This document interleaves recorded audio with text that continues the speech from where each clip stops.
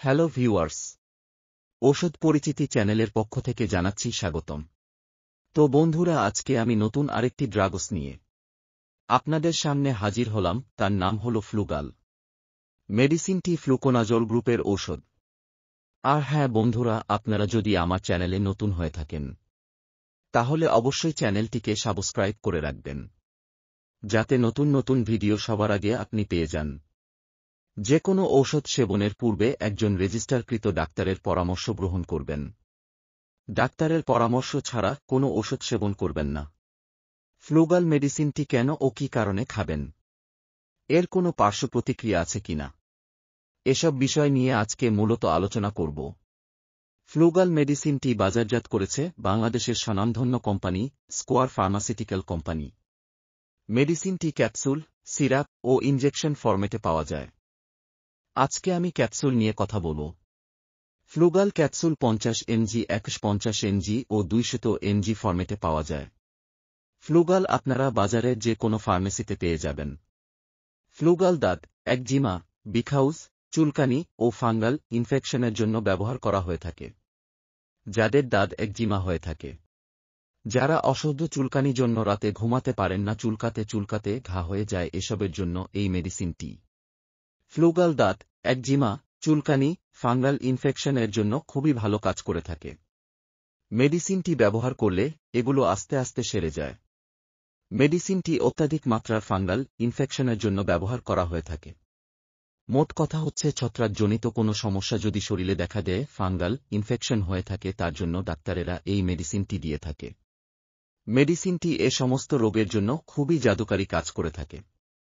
এই মেডিসিনটির মাধ্যমে এই ধরনের রোগ থেকে মুক্তি পাওয়া যায়।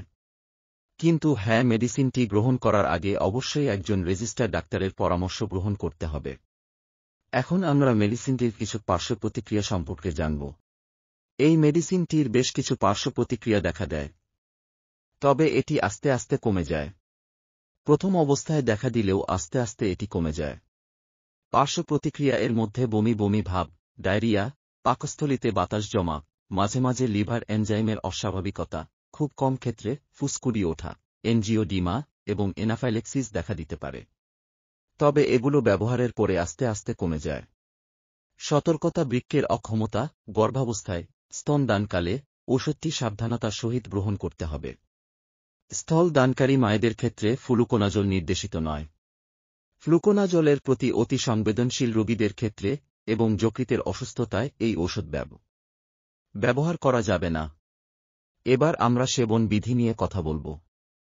যেহেতু মেডিসিনটি বিভিন্ন মাত্রায় হয়ে থাকে, সেজন্য ওষুধের কিছু সেবনের নিয়ম রয়েছে। যদি কেউ ফ্লুগাল 50 mg ব্যবহার করে, সেক্ষেত্রে প্রতিদিন একটি করে ব্যবহার করা যেতে পারে, সেটাও ডাক্তারের পরামর্শ অনুযায়ী।